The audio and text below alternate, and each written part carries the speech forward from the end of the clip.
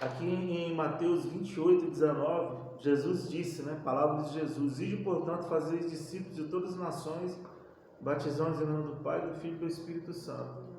Outro questionamento também, lá em Atos: só fui batizado em nome de Jesus, mas vai ficar para outra oportunidade, né?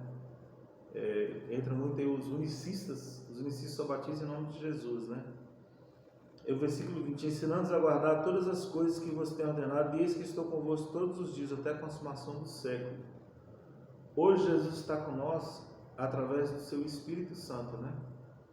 Através do Espírito Santo, até porque Ele está à destra de Deus e intercede por nós, quando nós o buscamos, né? Então, devemos dar continuidade, projetar, né? Sentar e fazer o projeto e executar, né, Edilson? Porque tem muitas pessoas ainda que não conhecem. Eu me lembro que foi nos anos 90 isso, foi dos anos 90, aqui em Brasília. Um certo pastor daí alguma coisa, não consigo lembrar o sobrenome dele. Ele dirigindo, deu carona para um rapaz, e aí ele, sem saber como puxar a conversa, né? Ele virou para o rapaz e falou assim: o senhor conhece o Evangelho? Aí o rapaz respondeu para ele: eu não, ele mora onde? Né? Quer dizer, eu quando as pessoas entram no carro já pergunto logo, né? Aí estava passando uma música, uma pregação, alguma coisa, e eu pergunto: você conhece a Bíblia? Se eu conheço, não. Então você conhece, eu não vou falar nada, né? Mas teve pessoas, eu transportei um jovem, eu era uma jovem, não lembro mais se era uma menina, acho que era uma menina, não lembro mais, não. Menina, mulher, jovem, ela, adolescente, sei lá. Aí quando eu perguntei, ela falou: qual foi a resposta dela? Não conheço não. Não conheço e não acredito. Aí eu fiquei assim, eu não sei o que foi, eu continuei puxando conversa, puxando assunto. Aí ela falou assim: eu estou brincando, eu sou desviado. Eu fui da igreja católica, igreja evangélica, fiz de tudo. Você já parou para perguntar por que as pessoas vêm, depois saem criticando, até zombando, não querem compromisso? Já parou para pensar nisso? Não. É porque o mundo é atrativo, irmãos. O mundo é atrativo. Nossa, quantos carnavais eu não participei, quantas coisas eu não aprontei lá fora do mundo, e ainda mais sendo jovem. Mas muitas vezes, para a pessoa sair da igreja, ela não sai, às vezes, por causa que ali está sendo alguma coisa atrativa. Às vezes é algo que aconteceu dentro da igreja que feriu a pessoa, e a pessoa não quer saber. Ela acha que deixando ali, ela não quer saber de Deus, não quer saber da igreja, sendo que o que ela está saindo ali porque ela ficou chateada com alguma coisa que aconteceu com alguns irmãos. Bem observado, é o que mais acontece. Dentro da igreja, eu até respondi agora há pouco um rapaz, ele acho que ele não entendeu o que eu falei, eu fui e gravei um áudio, né? Ele mandou para mim uns camaradas vestidos de policiais militares cantando a música. Acho que eles mudaram a letra: na casa do Senhor não existe Satanás, uma coisa assim. Aí eu falei para ele: olha, aí você se engana, é lá na igreja que está. Aí ele ficou assim: não estou entendendo. Digo, aí eu fui explicar para ele, né? Não que ele está aqui agora e tudo, mas é aquilo que acontece. Eu até falei para ele: olha, ele é da congregação cristã no Brasil, né? Eu falei: na sua igreja não, mas muitas igrejas, se são igrejas liberais, as mulheres vestem, vou até dizer, sem pudor, uma roupa justa de uma mulher. O homem vai olhar, porque o homem é carne. Deveria olhar? Não devia, mas a carne, puxa, é fraca. Não tem como, a carne é fraca. O próprio Jesus Cristo disse em Mateus 26, 41, né? Vigiai e orai para não entrar em tentação. O Espírito da verdade está pronto, mas a carne é fraca. E Jesus sabia do que ele estava falando. Jesus tinha conhecimento de causa. Então o que acontece? E muitas das vezes vem os escândalos. Quantos escândalos já não ouvimos, né? Pastores que... Eu conheci um pastor que era super rígido, mas lá no final, sabe o que ele fez? Deixou a esposa dele e ficou com a novinha da igreja e foi embora. Eu conheci esse pastor. Pastores que escandalizam. Mas aí, quem não conhece a Bíblia, por isso que eu falo, irmãos, a importância da escola bíblica dominical, de um culto de ensino. Vamos ver o que Jesus falou em Lucas 17:1. Olha só. Disse Jesus aos seus discípulos: é inevitável que venham escândalos, mas ai do homem pelo qual eles vêm. Então, o escândalo, Jesus já tinha dito, não acontecer. O próprio Jesus diz, lá em Mateus 7,24, nem todo aquele que me diz Senhor, Senhor, entrará no reino dos céus, mas aquele que faz a vontade do meu Pai que está nos céus.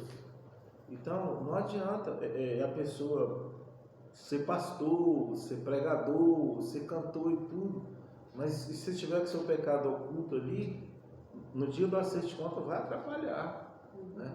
Eu tinha o hábito de ir em velórios, e ali no velório eu orar, né? Eu lembro que o último que eu fui, que eu me lembro que eu falei isso, eu falei: irmãos, eu não vou falar essas palavras não. Aí você ora e todo mundo já percebe que todo mundo quando morre fala assim: vou descansar em paz, está com Deus. Qual a garantia que você tem que foi descansar em paz e que está com Deus? Qual a garantia? A Bíblia nos dá a dica lá de Lucas capítulo 16, a partir do versículo 19. Aquela passagem do rico e Lázaro, que eu nunca vou defender aquilo como uma parábola. O rico não estava em paz com Deus, não. Ele morreu, mas não estava em descanso, estava em tormento. Então já não faço mais isso no velório. Eu não sei como é que está a vida da pessoa. Para ser sincero, eu não sei nem como é que está a vida dos meus, porque eu não estou 24 horas com eles. Não sei como é que está, não sei. Eu sei da minha. Da minha eu sei que eu tento, me esforço, né? Por todas as imperfeições que eu tenho, e quem não tem, mas não é assim, como diz o ditado, não é assim que a banda toca, não é uma coisa muito séria, irmãos. Nós estamos falando de eternidade, de vida pós-morte.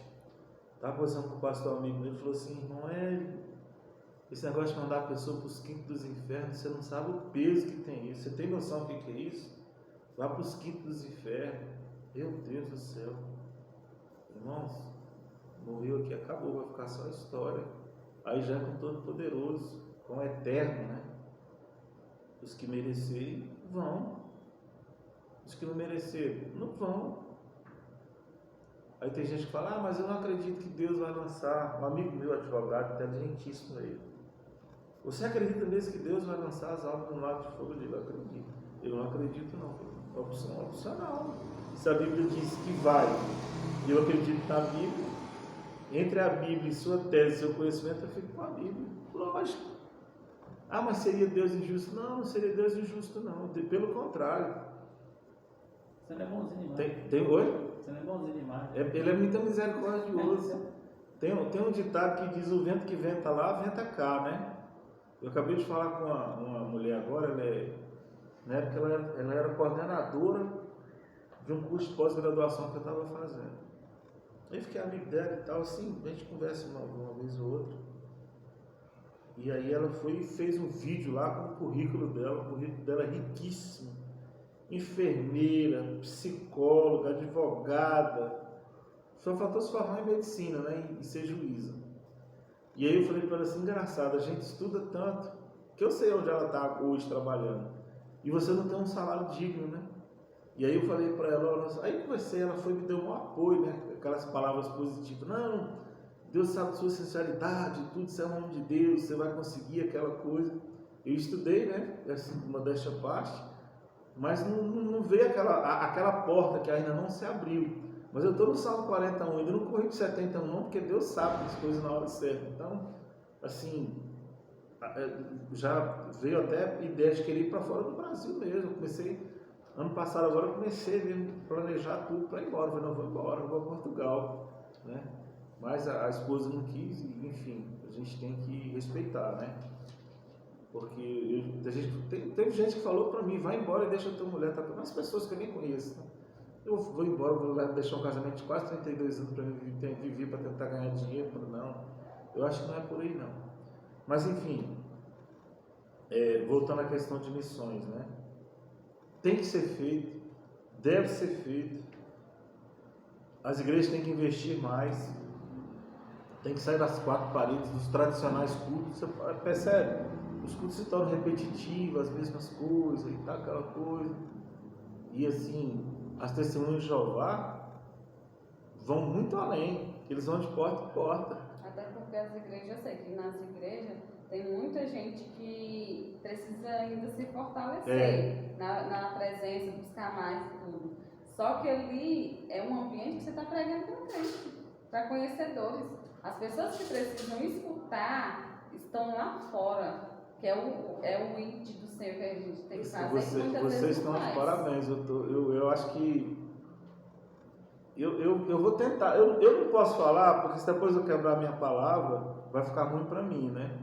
Mas a visão de vocês eu acho, é uma macrovisão. Isso aqui é tipo assim, a visão sempre foi de ser uma base para enviar, para sair. Pois é. Aqui onde vai guardar, vai ser um lugar de captação de alimento. Eu já percebi isso, já E percebi. os cultos vai ser sempre foi quarta e domingo. Sempre foi, esse foi o sinal que sempre. Porque quando o dia que nós formos fazer só isso. Porque nosso culto lá tem que aprender, tem a escola não é importante. Mas isso assim, vai para domingo, mas se a pessoa não fazer essa à noite, escolher um dia, roda. Achei interessante, fica bem. Não, já tem gente fazendo isso aí já. A gente vê ali, você vê que eles têm mais tempo. Domingo, não quer dizer que eu não possa vir fazer isso aqui, né? Mas tem que, tipo, time italiano não se mexe o que está ali, né? Então. Se você quiser até mudar o horário, fica à vontade. Tem igreja que eles fazem? Eles emendam a escola com o culto. Entendeu? Porque fica menos cansativo. Por exemplo, o culto hoje é 19, né? Não é isso? Você pode colocar a escola 18, entendeu? Para não ficar para lá e para cá. Aí, se você quiser, para mim, tanto faz. Mas tem culto também, tem igrejas que o culto começa às 6, né? 6 da tarde? 6 da tarde e termina às 8, né, amor? Hoje tem horário de. Eu já fui em igreja que começa 19, termina 20h30, 19h30 termina 21, 18 termina 20, então não tem. Né? Agora, o que as igrejas devem fazer, né, é minha opinião, não é minha, mas aí quem sou eu para mudar as coisas? É sair da monotonia, né? Eu congreguei numa igreja no Pessoa, uma igreja bem grande. Na época eu era até zelador da igreja. A igreja era tão grande que tinha vezes que era de começar o culto, a gente estava na igreja ainda, né? Aí teve um dia que alguém reclamou, falou assim: nossa, a igreja precisa de inovação, é sempre as mesmas coisas. E a pessoa, é isso mesmo. Aí o que chegou com o tempo aqui nos anos, acho que foi 90 mesmo ainda, chegou as coreografias, né, que não tinha. Quando eu aceitei Jesus em 1990 não tinha. Aí em 90 alguma coisa, para 2000 veio as coreografias, né? Peças teatrais. Falando, se eu tenho um projeto, se você fizer vai ficar bacana. Eu vou te passar ele todinho depois. Eu fui no encontro de casais. Excelente. Quem ia não perdia mais. Eu fui nos 4, 5, nem sei encontros. E eu passo até a fama para você do pastor lá. E aí vem os casais, só para casal casado, preferencialmente, né? Preferencialmente. Aí depois de ouvir o pastor lá, eu lógico que eu não conseguiria passar naquela dinâmica dele, cada um tem uma maneira de passar extrovertido, né? Por exemplo, o pastor dos casais hoje é Cláudio Duarte, né? Que ele faz as pessoas rirem, não sei se vocês já viram, vocês têm que ver, já viram ao vivo? Se vê a pessoa, você rir o tempo todo, assim, é uma maneira, né, de transmitir. Então os casais precisam muito no dia de hoje, sempre precisa, né? Às vezes está passando por problema, não consegue. Eu me lembro que lá nessa reunião minha mulher também deu umas cutucadas jogando para mim, né? E aí o pastor, e agora, como é que eu vou questionar, né? Então, aquele negócio, muitas das vezes o homem é razão e a mulher é emoção, né? O homem pelo que vê, a mulher pelo que ouve. Então eu acho bacana isso aí, pode ser uma ideia que pode fluir, né, como eu te falei, e queremos arregaçar as mangas, né, e falar do amor de Jesus. E assim, as pessoas, hoje tem várias opções, né, vários canais de televisão, vários programas, né, tem aquela Igreja Renascer, o Apóstolo Valdemiro, a Guerra Soares, né, aí vai Silas Malafaia, enfim, nós brasileiros somos privilegiados, porque nós temos evangelhos. No Brasil hoje, poucas pessoas não conhecem o Evangelho. E os que não conhecem é porque não querem conhecer, porque já tiveram oportunidade. Né? Às vezes optam por ficar na sua religião, ou na sua seita, ou naquilo que lhe apraz. Mas, não sei se vocês viram agora aí um pastor americano, ele foi pregar no congresso, acho que no congresso, né? Aí ele falou sobre os homossexuais, gays, lésbicas, LGBTQIA+, tudo, tá. Ele foi muito radical nas palavras. O que ele falou, ele está errado?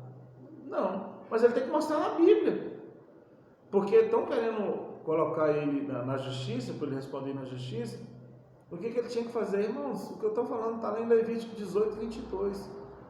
Moisés escreveu milhares de anos atrás: com homem não te deitarás como se fosse mulher, é abominação, ponto. Ah, mas e na graça? Romanos capítulo 1, o tempo todo está falando que os homens mudaram a sua maneira de se relacionar, as mulheres mudaram, e eles vão receber por aquelas atitudes, ponto. Era para ele falar isso, mas ele não falou. Ele pegou pesado. Ele disse que as pessoas que praticam esses atos até uma reserva do inferno, misericórdia, né? Aí as pessoas que ficam revoltadas. Ele só se não se converter. Mas isso aí, aí viu? Esse detalhezinho também ele não colocou. Eu tenho parentes na minha família, eu tenho irmãos carnais. O jeito que ele falou é como se mesmo que a pessoa se consertasse, como ela já foi antes, não tinha. Não, mas então ele tinha que colocar essa observação. Mas porém, todavia, contudo, mas só que ele não falou. Ele foi radical, né? Aí no que ele foi radical, ele mexeu com as pessoas que são. Então, eu tenho, minha esposa tem umas sobrinhas, isso é a coisa mais bonita mesmo, bonita. Mas também tem uma. Você também tem? Rapaz, é uma coisa, né, irmãos? Né? Então, fazer o quê? Só que tem um porém, todos me respeitam, todos. Meus irmãos me respeitam. Quando eu chego, falo isso agora, porque eu sou um pouco mais radical, né? E assim, eu não vou ferir a lei. Se a lei diz que é crime, eu tenho que obedecer. Agora, eu também quero o meu espaço, né? Porque eu apelo para a Bíblia. E não sei se vocês já foram a alguns julgamentos. Todo julgamento você coloca a mão na Bíblia para dizer a verdade baseada na Bíblia. E o juiz também respeita a Bíblia, né? Daquele pastor ali, eu digo de antemão, não vai dar nada. Primeiro que ele não deve ter dinheiro. Segundo, lá no país dele, lá, pode falar isso, você pode até xingar e tudo, lá não tem problema nos Estados Unidos, não é igual aqui não, aqui é crime, né? Aqui é crime de lei, lá não tem isso, né? Mas enfim, acho que vai dar em pizza, né? Tem mais o que se fazer. Porque esse povo, eles querem falar isso, denunciar e tudo, só que o que eles fizeram no carnaval? Zombando do nosso Deus a todos os momentos. E aí, se você for entrar com ação também, não deve dar em nada. Quer dizer, eles podem zombar, fazer acontecer, mas nós não podemos, né? Outra questão de justiça e tudo, e justiça é tão chata, irmão, no ciclo de justiça. É complicado, eu já tenho algumas experiências também, mas enfim, né? Meu tempo aí, como é que está meu tempo? Meu tempo está... Não quero cansar os irmãos não, tá? 15 minutos?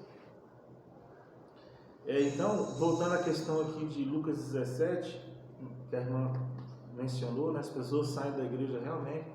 Vai ter perfeição na igreja não, irmãos. Não vai ter não. É aqui que é o lugar da prova. Porque lá fora, as pessoas que já fazem coisa errada, já são do inimigo.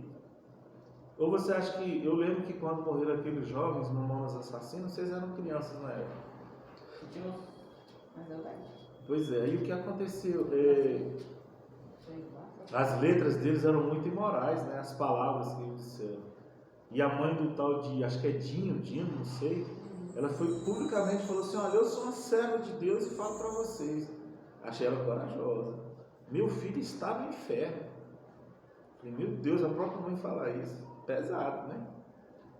Foi? Não sei. Mas um dia eu vou saber, né? Um dia nós vamos saber, irmãos. Claro que vamos. Vamos passar. Existem dois juízes, né? O juízo de Jesus e o juízo de Deus. O juízo de Jesus está lá em 2 Coríntios capítulo 5, versículo 10. Que até o próprio apóstolo Paulo diz: porque importa que todos nós, quando ele fala nós, está incluindo a pessoa dele, compareçamos perante o tribunal de Cristo para prestarmos conta com ele do que nós temos por meio do nosso corpo. Porque eu já sempre falo, nosso corpo não é nosso. Nosso corpo é templo do Espírito Santo de Deus. Vamos ter que prestar conta. E aí tem um juízo final, né? O juízo final já é para condenação, né? Que lá diz que o Hades deu os seus mortos, ou o inferno, o além, o mar, né? E aí vão ser simplesmente trazidos e ser lançados no lago de fogo, que é a segunda morte, né? E um dia começou a surgir uma polêmica lá, na época não era fórum, não, tinha outro nome. Eu acabei saindo de tudo. Então, o único grupo que eu estou é esse aqui da igreja. E o da minha família lá, que tem vez de vontade até de sair também. Que não... Enfim. Aí o irmão falou assim, irmão, e o caso daquele irmão, a pergunta dele, que foi comido por um tubarão, por exemplo, um jacaré, não sei, como é que fica? Para nós é impossível, mas Deus pode, de uma pedra, fazer um ser humano. Deus é poderoso. Deus vai trazer a vida, né? Agora, o que a gente para analisar assim, de grande proporção, será quando do arrebatamento, né? As pessoas que morreram ali no túmulo, receberam seus corpos de volta, para depois passar por um julgamento, né? O profeta Daniel diz que... Você quer perguntar alguma coisa? Não, a respeito do tubarão aí, por exemplo, o que a Bíblia diz? Como é que é o nome da... Vão ser assustados. Os mortos. Então, esse lá não teve a oportunidade de se levar o cemitério, né? Se enterrar. Ah, tá, já entendi. No sentido dele, que quer dizer, né? Se a Bíblia diz, tem que ressuscitar. Tem que ressuscitar, vai ter aí, se o jacaré comeu, não levou o corpo, tipo assim, né? Mas como é que vai sair lá? Né? Aqui, o profeta Daniel diz o seguinte, deixa eu ver se eu acho que é a passagem aqui, Daniel 12:2, olha só, a ressurreição, né? Muitos dos que dormem no pó da terra ressuscitarão. Muitos. Mas na verdade, eu não sei se tem outra tradução aí, na verdade no lugar desse mundo isso aqui era para ser todos, tá? Olha só, por quê? Uns para a vida eterna e outros para a vergonha e horror eterno.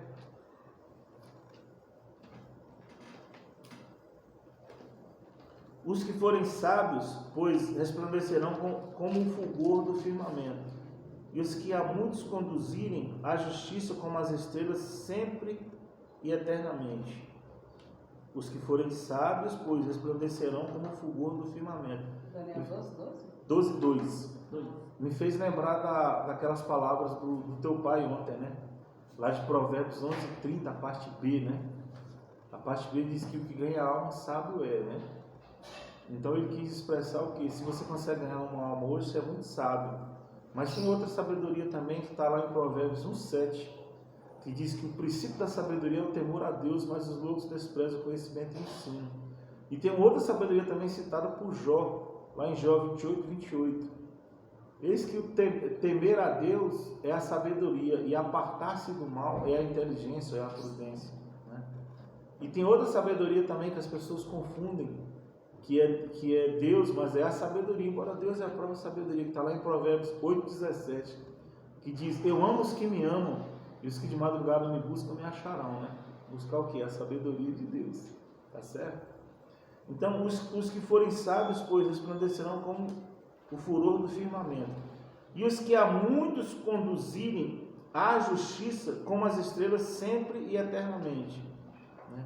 Isso aqui às vezes você lê um texto desse com uma certa complexidade de entendimento. Os que conduzem à justiça, né? Como as estrelas sempre e eternamente, as estrelas multidão, eternamente para sempre, né? Então, voltando ainda na questão de missão, né? Foi aquilo, eu achei assim, muito proveitoso, né?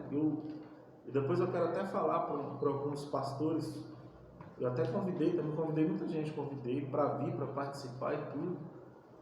E o caminho é isso aí, irmão, não tem mais o que fazer. Ou melhor, tem que fazer, né? Não tem mais o que falar, o que questionar, né? E a visão de vocês é... se as outras igrejas tivessem essa visão, né? Mas como eu falei, não tem. Fica nas mesmices, né?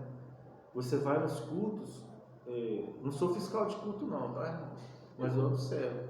É as mesmas coisas, equipe de louvor, apoiada, né? E às vezes, Inclusive, nós temos até que listar aquele senhor daquele dia aqui, que eu acho que consigo achar a casa dele. Ele não estava nem parando em pé direito. Essas pessoas precisam de nós, irmãos. Precisam de nós. Quão difícil é a pessoa ir para a casa do Senhor para glorificar, para exaltar, né?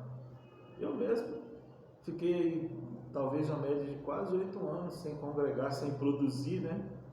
Só estudando e guardando conhecimento. Não, tem que passar, não.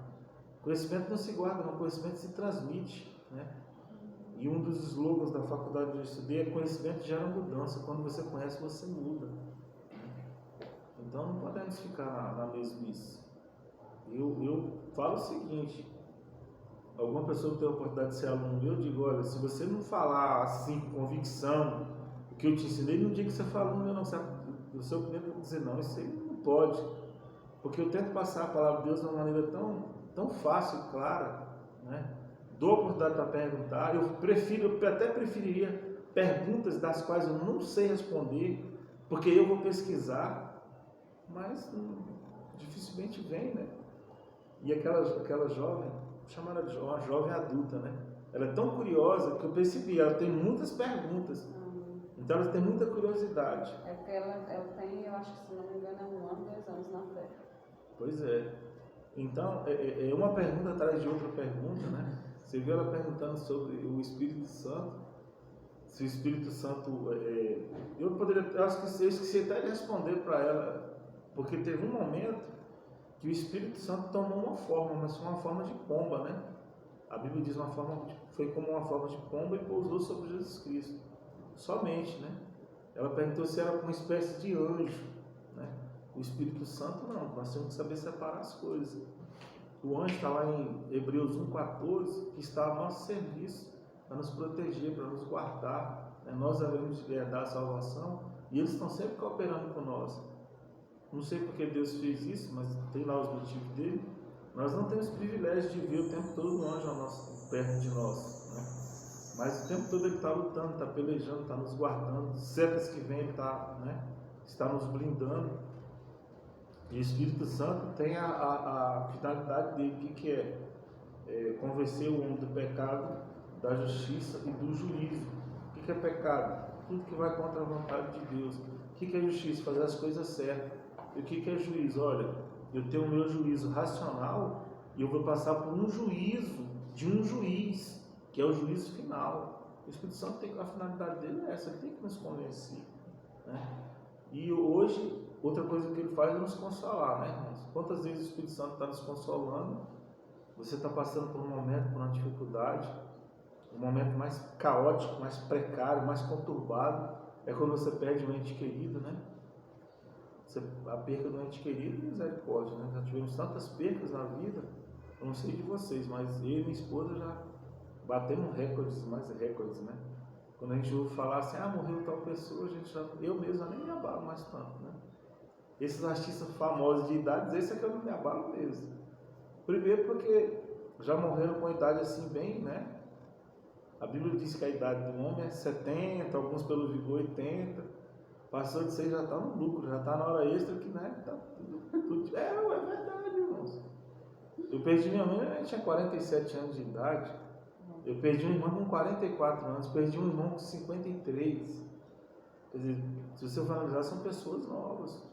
Hoje, sendo isso, você acha pessoas de 80, né? Aquela irmã que tem 84. O marido parece que tem até um pouco mais. Então, privilégio, irmãos. Jesus foi com 33 anos e meio, segundo a história, né? E teve um momento que o pessoal falava para Jesus lá em João, capítulo 8. Não tem nem 50 anos ainda, né? Como é que diz que... Quer dizer, né? já colocaram a idade dele assim, justamente porque olhando para a pessoa, você tem uma noção da idade, embora pareça não, né, irmãos? Eu mesmo com essa carinha aqui, já disseram que eu tenho até 60, misericórdia, né? Mas já me deram menos também, então cada um tem uma maneira de ver, né? Cada um tem um prisma, uma maneira de enxergar. Então é isso aí, irmãos, no dia de hoje vamos parando por aqui, né? Se vocês quiserem falar de um assunto só, pode ficar à vontade. Como eu falei, eu prefiro ser sabatinado, irmãos. Eu prefiro ser perguntado, questionado. Dá uma folheada em casa, uma pergunta assim, gente, eu estou tentando tudo, mas não consigo entender isso aqui. E de repente vai chegar um momento na Bíblia que eu vou ter dificuldade para explicar também. Não é assim não, irmãos. Não vai nessa que teólogo sabe tudo. Não, porque o teólogo, na verdade, ele nada mais é, nada menos que um pesquisador constante. Você tem que pesquisar constantemente. E tem uma passagem aqui que é um nó.